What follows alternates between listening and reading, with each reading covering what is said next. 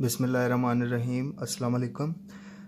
इस वीडियो में हम डिस्कस करते हैं नोज़ की एनाटॉमी की वीडियो को ही कंटिन्यू करते हैं और देखते हैं कि lining membrane of internal nose के इंटरनल नोज़ जो है उसको जो मेम्ब्रेन लाइन कर रही है वो कौन सी है। तो इसको हम 3 पार्ट्स में डिवाइड करते हैं।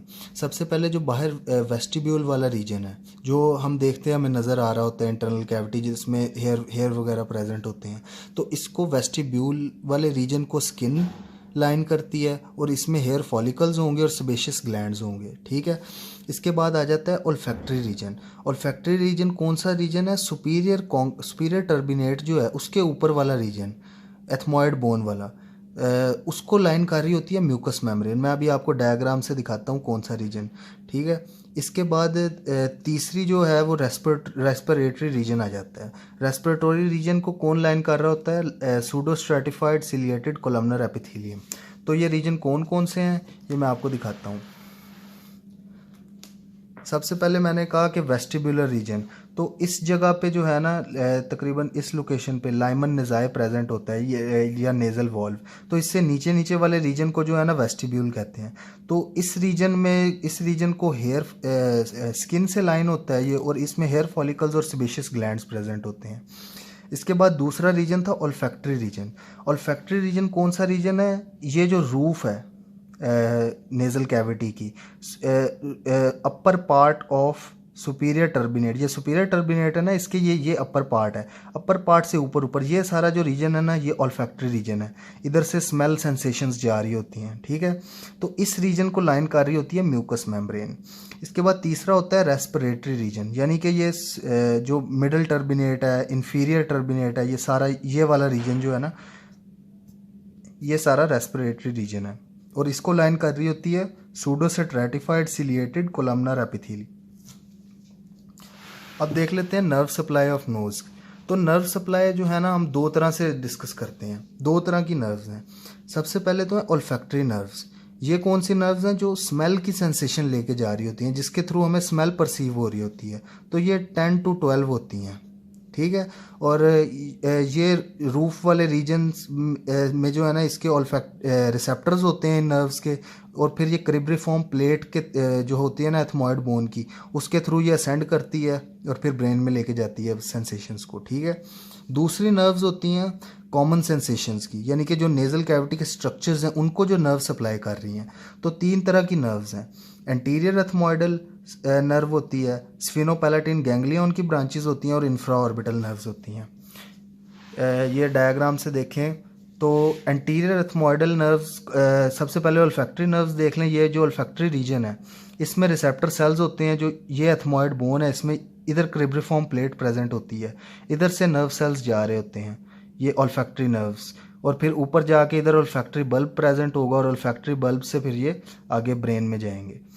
ये तो हो गई ओल्फैक्टरी नर्व्स। तो अब दूसरी कॉमन सेंसेशन की नर्व्स जो हैं उसमें सबसे पहले थी एंटीरियर एथमॉइडल नर्व। तो एंटीरियर एथमॉइडल नर्व इधर से आ रही होती है और इस सारे एरिया को सप्लाई कर रही होती है, ये जो सारा एरिया है। ठीक है, ये एंटीरियर वाली साइड। दूसरे नंबर पे थी स्फिनोपैलेटिन गैंग्लियन की ब्रांचेस। तो ये इस सारे रीजन को, ये मिडल टर्बिनेट वाले रीजन को और इंफीरियर टर्बिनेट वाले रीजन को जो है ना ये सप्लाई कर रही होती हैं। ये कौन सी हैं? ये ब्रांचेस हैं स्फिनोपैलेटिन गैंग्लियन की, ये वाली जो है। इसके बाद इंफ्रा ऑर्बिटल नर्व्स की ब्रांचेस थी, तो जो इधर से वेस्टिबुलर रीजन को सप्लाई कर रही है ये इंफ्रा ऑर्बिटल नर्व्स की ब्रांचेस हैं। ठीक है, तो 3 तरह की नर्व्स हमने डिस्कस की। एंटीरियर एथमॉइडल नर्व, स्फिनोपैलेटिन गैंग्लियन की ब्रांचेस, और फिर ये नीचे जो वेस्टिब्यूल को सप्लाई कर रही होती हैं ये होती हैं इंफ्रा ऑर्बिटल नर्व्स। अब देख लेते हैं ब्लड सप्लाई जो है नोज़ की वो कैसे होती है। तो ब्लड सप्लाई में इंटरनल करोटिड और एक्सटर्नल करोटिड दोनों आर्टरीज की जो है ना ब्रांचेस वो ब्लड सप्लाई कर रही होती हैं नेज़ल कैविटी पूरी को। ठीक है, तो सबसे पहले देख लें इंटरनल करोटिड आर्टरी की ब्रांच। इंटरनल करोटिड आर्टरी से ब्रांच निकल रही है ऑप्थाल्मिक आर्टरी। ठीक है, जो आगे डिवाइड होती है एंटीरियर और पोस्टीरियर एथमॉइडल आर्टरी में। एंटीरियर एथमॉइडल आर्टरी ये एंटीरियर वाली जगह जो है, जिसको एंटीरियर एथमॉइडल नर्व नहीं सप्लाई कर रही थी जिस एरिया को, उसी के कोरस्पॉन्डिंग जो है ना ये आर्टरी प्रेजेंट होती है, एंटीरियर एथमॉइडल आर्टरी, जो ये इस सारे रीजन को सप्लाई कर रही होती है, एंटीरियर रीजन को। इसके बाद पोस्टीरियर एथमोइडल आर्टरी जो है ना, ये पोस्टीरियरली सप्लाई कर रही होती है सुपीरियर टर्बिनेट से ऊपर वाले रीजन को। ठीक हो गया। इसके बाद वैसे ही जो है ना एक्सटर्नल कैरोटिड आर्टरी की भी ब्रांचेज हैं। मैक्सिलरी आर्टरी, एक्सटर्नल कैरोटिड की ब्रांच होती है मैक्सिलरी आर्टरी। मैक्सिलरी आर्टरी की आगे एक सब ब्रांच है स्फीनोपैलेटिन आर्टरी। तो स्फीनोपैलेटिन आर्टरी की ब्रांचेस जो है ना, ये मिडल टर्बिनेट और इंफीरियर टर्बिनेट और मीटस, इस मिडल वाले एरिया को सप्लाई कर रही होती हैं।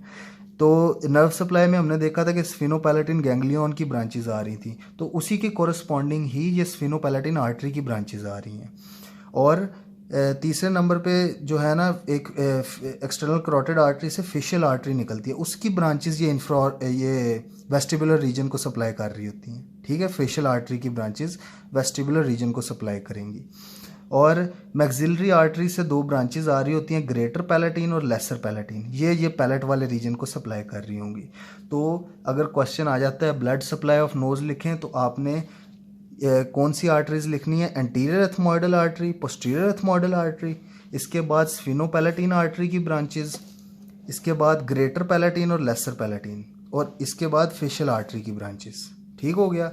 इसके अलावा एग्ज़ाम में और एक तरह से एमसीक्यू पूछ सकते हैं कि फॉर इंस्टेंस ये जो मिडल टर्बिनेट के ऊपर वाला रीजन है, इसको कौन सी आर्टरी सप्लाई कर रही है? तो आपने बताना है कि एंटीरियर और पोस्टीरियर एथमोइडल आर्टरी इसको सप्लाई कर रही है। या पूछ सकते हैं कि वेस्टिब्यूल वाले रीजन को कौन सी आर्टरी सप्लाई कर रही है? तो आपने बताना है कि फेशियल आर्टरी की ब्रांचेस सप्लाई कर रही होती हैं। तो ये थी नोज़ की ब्लड सप्लाई। अब देखते हैं कि लिम्फेटिक ड्रेनेज ऑफ नोज़, के लिम्फ जो है वो कैसे ड्रेन हो रहा होता है नोज़ से। तो जो एक्सटर्नल नोज़ है और interior part of nasal cavity है, वो सारा जा रहा होता है सब मैंडिबुलर नोड्स में, जबकि बाकी सारी नेज़ल कैविटी जो है, पोस्टीरियर नेज़ल कैविटी जो टर्बिनेट्स वाला सारा एरिया है, और सुपीरियर कॉन्का वाला, वो सारा जा रहा होता है अपर जगुलर नोड्स में।